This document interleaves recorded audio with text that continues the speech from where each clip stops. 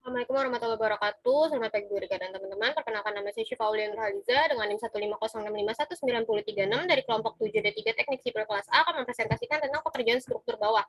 Di pekerjaan struktur bawah ini ada pekerjaan fondasi, digunakan fondasi borpal untuk proyek Kejaksaan Agung.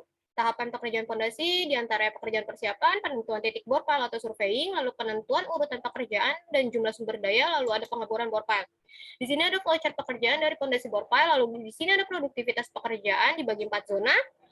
Di 4 zona ini ada, di setiap zona ini ada satu alat, lalu di sini ada schedule pekerjaan, lalu diameter yang digunakan pada borpalnya itu 800 mm dengan titik sebanyak 453 titik dengan kedalaman fondasinya itu 24 meter dengan panjang efektif tersebut. Lalu selanjutnya ada pekerjaan persiapan. Di sini ada persiapan lahan, lokasi titik yang akan dibor harus rata dan bebas dari gangguan apapun. Lalu yang kedua ada persiapan alat. Alat drilling rig dipersiapkan termasuk pengecekan sling dan counterweight yang sesuai dengan tekanan yang diaplikasikan pada tiang. Lalu ada persiapan material, ada material fabrikasi bore pile diletakkan di dekat alat crane service agar terjangkau oleh crane dan diberi marking untuk jarak 1 meter pada material fabrikasi untuk memudahkan pengangkatan. Lalu ada perlengkapan K3 seperti rompi, helm, sepatu safety, dan pengaman las seperti kacamata dan rompi khusus las dipersiapkan untuk melindungi diri dari bahaya. Nah, berikut untuk alat dari pekerjaan fondasi bore pile. Lalu di sini ada material seperti besi, di sini ada fabrikasi besinya, lalu di sini ada truk mixer, di sini ada pengecekan nilai SLAM untuk mendapatkan nilai SLAM 18 cm plus minus 2. Lalu selanjutnya ada penentuan titik borpal atau surveying ditujukan untuk menentukan titik-titik yang akan dibor. Titik ini merupakan hasil perhitungan dan pengukuran dari gambar di lapangan dengan menggunakan alat teodolit.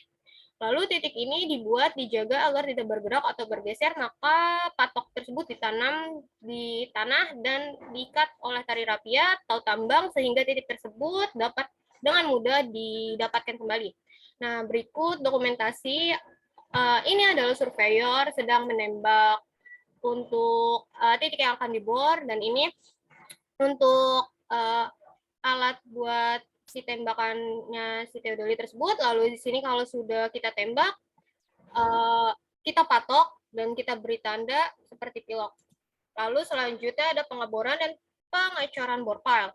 Setelah titik pengeboran sudah ditentukan, selanjutnya adalah drilling rig diarahkan menuju titik pengeboran. Lalu urutan pengeboran yang pertama setting alat bore pile pada titik yang telah ditentukan sebelumnya, lalu cek tegak lurus atau verticality posisi kelibar, pasang besi vertikal di depan alat bore pile, lalu pasang besi arah horizontal agar kondisi alat bore pile tidak berubah. Lalu yang kedua adalah lakukan pre-boring pada kedalaman sebelum muka air tanah. Pre-boring dilanjutkan tanpa mengambil tanah, hanya menghancurkan tanah jika diperlukan. Berikut adalah dokumentasi dari pengeboran borpal Kejaksaan Agung. Lalu selanjutnya ada pemasangan casing menggunakan crane service dan dibantu dengan vibro, kemudian jacking dan jack hidrolik dari mesin bor. Lalu pengeboran dilanjutkan hingga mencapai kedalaman rencana menggunakan drilling bucket. Lalu bersihkan lubang menggunakan cleaning bucket hingga lubang bersih. Pada proyek ini pengeboran dari elevasi 5 meter untuk basement 1 hingga elevasi min 33,4 meter dengan kedalaman bottom bore pile di mana panjang efektif bore pile yang tadi saya sudah bilang adalah 24 meter. Lalu besi yang telah dirakit di workshop dan dipasang spacer dimasukkan secara perlahan agar tidak merusak lubang yang sudah terjadi. Pada ujung-ujung atas dipasang hook untuk dikaitkan pada casing agar tidak jatuh atau lepas dengan cara dilas. Lalu pengecoran dilanjutkan secara bertahap. Apabila sudah terasa berat, maka pipa tremi dapat diangkat sesuai kebutuhan dengan tetap menjaga agar ujung bawah tremi tetap tenggelam dalam konkret kurang lebih 2 meter. Setelah konkret penuh atau meluap, ditunggu sampai didapatkan fresh konkret sehingga dipastikan lubang telah terisi penuh beton. Berikut adalah pengelasan hook. Karena di proyek Kejaksaan Agung saya tidak mendapatkan fondasi bore pile, ini video saya dapat dari pekerjaan fondasi di proyek saya sebelumnya. Di sini ada pengelasan hook, yang dimana untuk agar tidak si casing lepas saat pengecoran. Lalu selanjutnya di sini ada pengecoran bore pile yang dimana truk mixer ini mengalirkan beton ready mix, lalu dialirkan ke pipa tremi.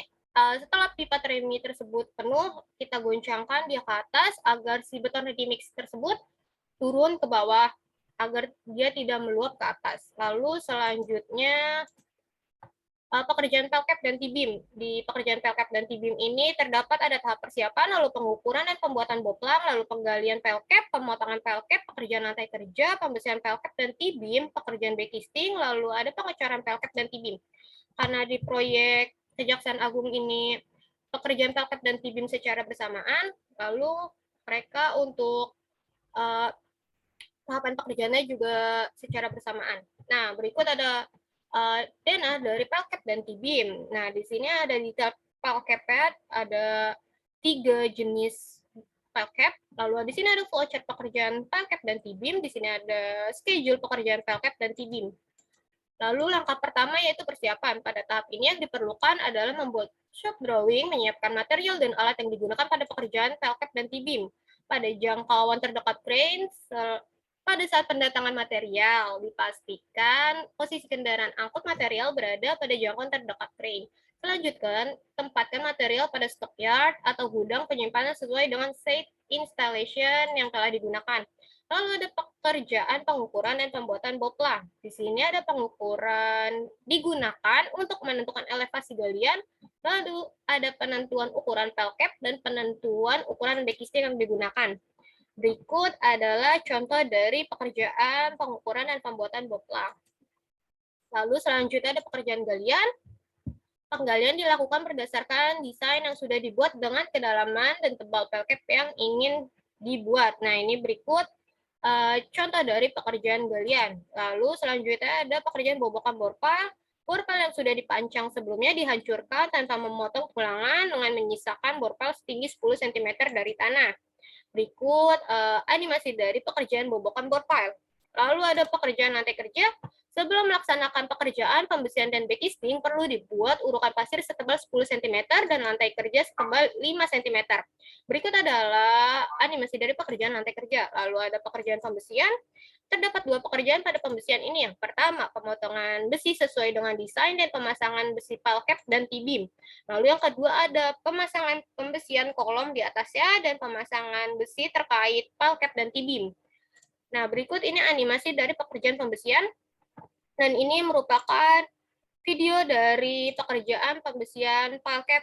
Nah, pelkap ini besinya itu sebelumnya sudah dibentuk di workshop, lalu dipasang di lapangan dengan jarak antar besinya itu sesuai dengan shop drawing. Lalu selanjutnya ada pekerjaan backcasting. Di sini menggunakan batako berwarna hitam yang dimana batako ini harus kuat dan aman pada saat pengecoran dan sesudah pengecoran. Nah, backcasting tersebut itu harus sesuai dengan bentuk dan ukuran yang sudah ditentukan di dalam shop drawing. Lalu tahapan pekerjaan backcasting dan pembesian dapat dibalik atau dikerjakan secara bersamaan dengan disesuaikan dengan keadaan di lapangan. Berikut animasi dari pekerjaan backcasting pelkap dan T-beam. Nah, ini merupakan tampak depan dari backcasting batako hitam di pekerjaan Kejaksaan Agung. Lalu selanjutnya ada pekerjaan anti rayap. Pekerjaan anti rayap ini kita lakukan dengan menyemprot material anti rayap ke permukaan lantai kerja dan backcasting batako di sisi dalam. Lalu selanjutnya ada pengecoran pelkap dan T-beam. Dilakukan setelah yang pertama uji selam dianggap memenuhi syarat sesuai dengan RKS, outline spec, dan ketentuan pada shop drawing. Pengecoran beton juga tidak dapat dimulai sebelum pemasangan besi beton selesai diperiksa dan mendapat izin dari pengawas lapangan atau MK. Lalu yang kedua, sebelum pengecoran dilakukan, maka tempat-tempat yang akan dicor terlebih dahulu dibersihkan dari segala kotoran. Lalu pada saat pengecoran untuk area yang tidak dicor, dapat diblok terlebih dahulu. Untuk meratakan beton agar bisa masuk ke sela-sela besi tulangan, dapat kita gunakan vibrator. Lalu setelah pengecoran tidak dibenarkan menuangkan, adukan dengan menjatuhkan dari suatu ketinggian dengan maksimal 1,5 meter yang akan menyebabkan pengendapan agregat. Nah, di sini ada uji selam mas konkret di proyek Kejaksaan Agung. Berikut videonya.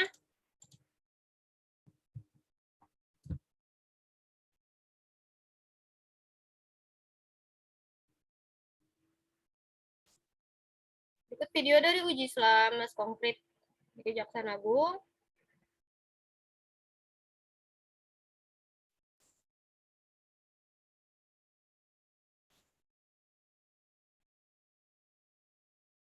Lalu ini adalah dokumentasi dari hasil uji Islamnya. Dan ini adalah pengecoran Pelkep dan Tibim dokumentasinya. Sekian presentasi dari saya, kurang lebihnya mohon maaf. Wassalamualaikum warahmatullahi wabarakatuh.